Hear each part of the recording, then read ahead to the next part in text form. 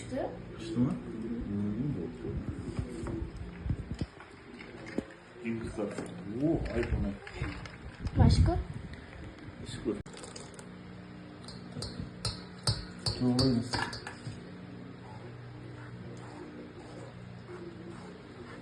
Bir de yoğan gitmeden de.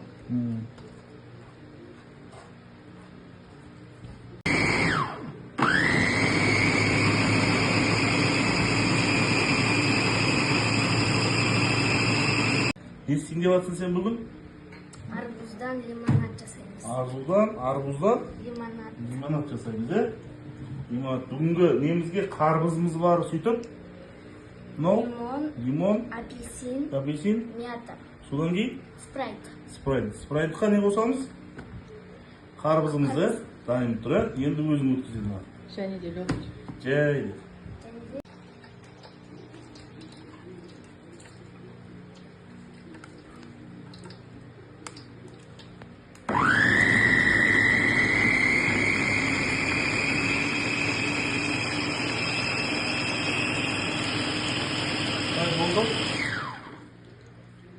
Oldu değil mi?